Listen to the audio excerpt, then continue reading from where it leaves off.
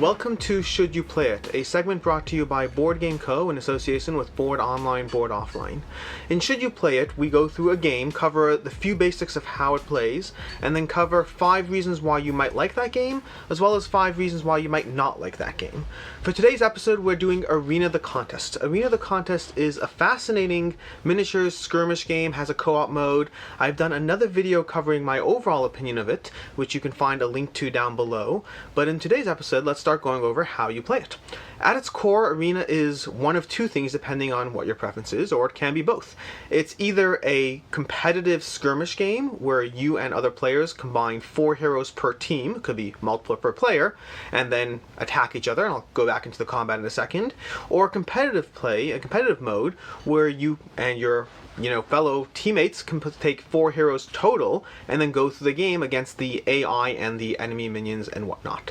Whichever way you choose to play it, the game really comes down to having multiple heroes with cool abilities that really stand out in different ways, and then each turn you can move, you can take different action types, but you can move around the board and then take attack actions, which are your main abilities, and there's some actions are limited to once per game, other actions are every round, and you go back and forth pinging at either the enemy AI or your opponents until someone wins the game.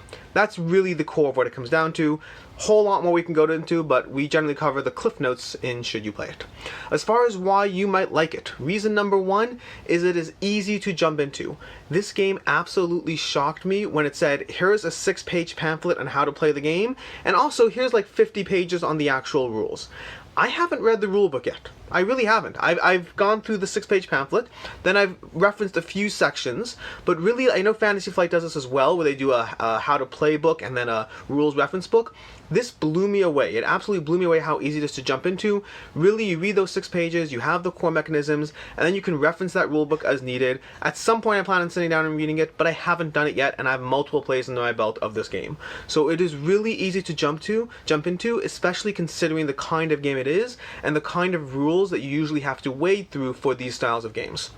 Reason number 2 is it's an epic campaign mode in this game. Now this can be a con for some people, so take it how you want, but for me it's a pro. There is a ton of content in this game. In addition to the head-to-head player versus player mode, there is a giant campaign that has a ton of content, and there's actually another Kickstarter. One of the reasons I'm doing this video today is they actually have a Kickstarter up right now for the 2nd iteration of the game with a whole ton of new content. If you want a game that will just keep you busy for a long time, but also be engaging as you play it bit by bit, this will do it for you. This is an incredible campaign mode. I have not come close to finishing it. I've barely started it, but I'm looking forward to seeing what else is out there in that campaign mode, as well as backing the new Kickstarter.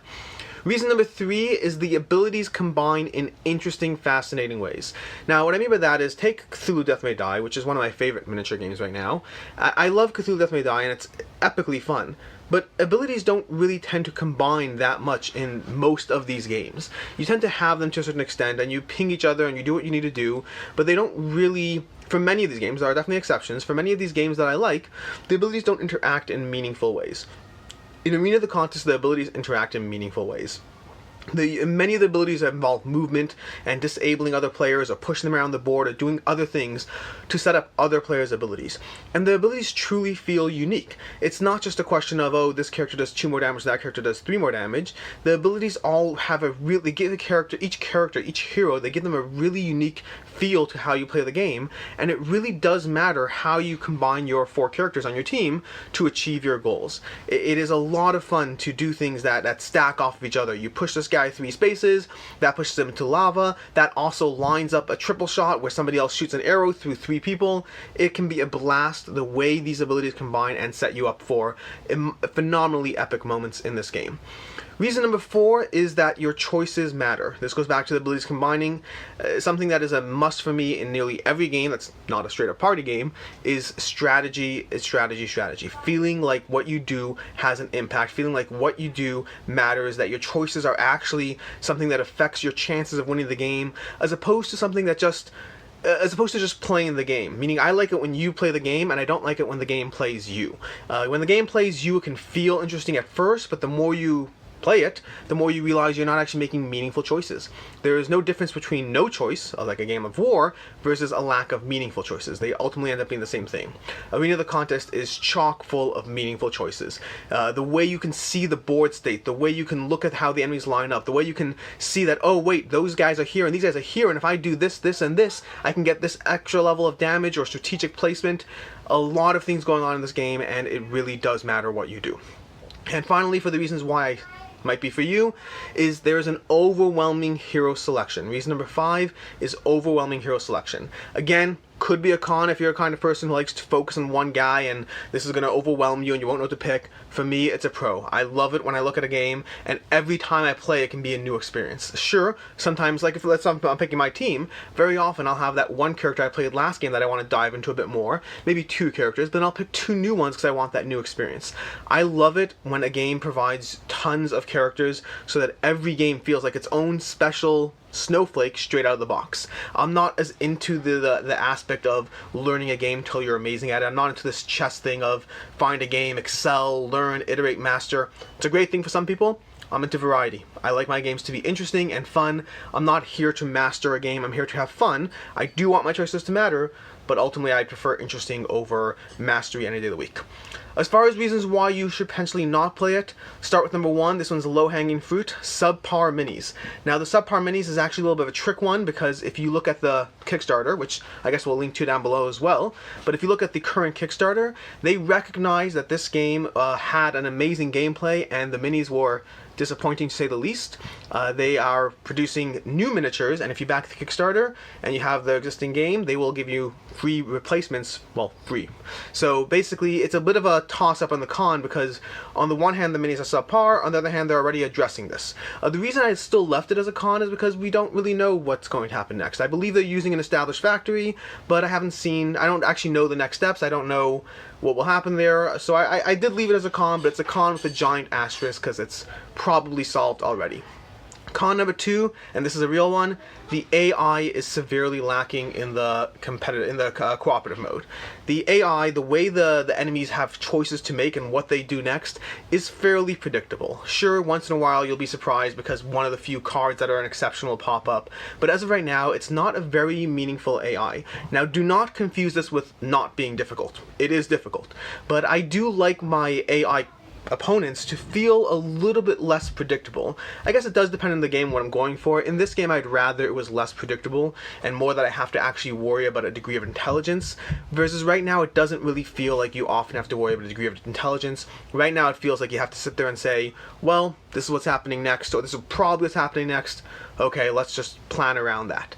It is definitely on the less AI side of things, and I mean, take Sword of Sorcery, which is a game that I actually got rid of, but it had a great AI. It had an AI that was the way the system played out. It could be a bunch of different things, but in this one, the AI is kind of basic. It's okay. It does the job. It is still a difficult game, but the AI is kind of basic. Reason number 3 is that the enemies, and this goes kind of hand in hand with the AI, but the enemies are very uninspired. This is not a game where you play each game and there's different enemies that pop out. The enemy figures are mostly the same. They have a few set miniature figures, and then they kind of reference a rule book as opposed to actually feeling like you're fighting different people. It kind of tends to feel like you're fighting different stats as opposed to fighting different actual enemies, and again, it's on the uninspired side. Same thing, game is still difficult, game is still enjoyable, but if you're looking for that vast array of miniatures that really make you feel like, when I, again, using Cthulhu Death May Die or Zombicide in these games, when it's not, let's say Zombicide, if I'm fighting a runner, I feel like I'm fighting a runner. If I'm fighting a fatty, I feel like I'm fighting a fatty. Same with any of the other games that I really enjoy. They feel different. They feel unique. In Arena of the Contest, the enemies kind of feel like stats. It's still enjoyable, but they do feel like stats. That can be a big turnoff. I know in City of Kings that was a big con, and I have not played City of Kings, but it has been a reason that one of the reasons I have prevented myself from getting City of Kings. That it's supposedly just fighting stats, and that's not something that really inspires me. Reason number 4 is it can be very mathy and min-maxing. Ultimately, because of all these stats you're dealing with and because of all these powers, yes, while it's true, one power will do this, one power will do that, and it's all very different. Very often you're looking at your different powers, whether the powers on your player board or these ability potions or cards you've picked up or whatnot, and it does feel very mathy sometimes. It's, well, you know what, we need to get at least 24 damage to take out this enemy. If I do this ability followed by this ability followed by that ability, it'll be 22. Is there a way we can get an extra 2 damage? Oh, well, if I switch to that ability, it'll do 2 less damage, but it'll push him to lava. That'll do 4. That'll be enough to kill him. It can be very mathy, min-maxing. I haven't found myself to be spending too much time on it, but it can certainly be a factor. I would say that while I thoroughly enjoy this game, that is a con. It feels more mathy. When I play Cthulhu Death May Die, it doesn't feel mathy. It feels like I'm just going in there and killing people. When I play the contest, it can feel very mathy in the process of killing the bad guys. And also competitive mode also can feel very mathy. Same idea. You're adding up stats. Reason number 5 is that it has a dice rolling system that is simultaneously something that I think should bother me more. It doesn't. In reality, it doesn't bother me that much, but on paper, it really should bother me. What I mean by that is most of the abilities in the game come down to you do your attack, whatever that attack action might be, then you roll a 20-sided die, and depending on the stats in play, you'll generally hit on anything above an 8 or a 9, and depending on the stats, your fail point is usually somewhere between a 5 and an 8, or somewhere in that range. So it really very often comes across as rolling a 6-sided die, and on a 1 or 2 you miss, and a 3 to 6 you hit. There is a residual damage thing in play, so if you miss, you do get residual damage, which I do really, really like that. It means you never feel like your turn was wasted, and you can always bank on that to a certain extent. But it kind of can feel frustrating, especially if it's with your ultimate ability, where you do your ultimate and you end up missing and the residual damage is higher, but still, I feel like it should bother me more. In practice, it doesn't. And it is nice that in the enemies, in a competitive, obviously the enemies are other players, cooperative, the enemies are the bad guys, but no matter what you're playing with, there is this hit and miss system in play with rolling the die. I don't know. When I first read it, I thought it would really bother me. I can see it bothering people. In the end of the day, for me, it has not bothered me. So to sum that up, once again, the reasons to like it: it's easy to jump into, it has an epic campaign, it has abilities that really matter, it has overwhelming hero selection, and your choices matter. The strategy really does matter in this game. As far as reasons you might not like it, the minis are subpar, they're fixing that. The AI is lacking, I don't know if they're fixing that. Actually, now I'm thinking about it, I don't know if they're fixing that one. It has uninspired enemies, which I believe they might be partially fixing, I don't know. So some of these cons are really might be being addressed. You can look into the Kickstarter below. I'm sure they'll have a lot more information. The mathy and min-maxing, I don't think they're doing anything to change. I think that's just part of the game, but it can be a con. And finally, the dice rolling system is the way you miss on not half your rolls, but the way you miss on your rolls can be a bit frustrating. So really, there you have it. That's my should you play it for Arena the Contest. For me, I thoroughly enjoy it. It was in my top 20 games of all time this past year, and I think it will only climb as I continue to play it. This video is brought to you by Board Game Co. You can, like I said, you can check us out. We have a link to our own channel in the links down below. You can check out the Kickstarter for this game in the links down below. You can check out our previous video for it. You can check out all of Board Online, Board Offline's videos in the links down below. That's basically it. I hope you enjoyed this video. Please leave any feedback, your thoughts, your opinions. I'd love to hear more about maybe what game you want to see next. If I've played it enough times, I'm happy to do it. That's pretty much it, and have a good one.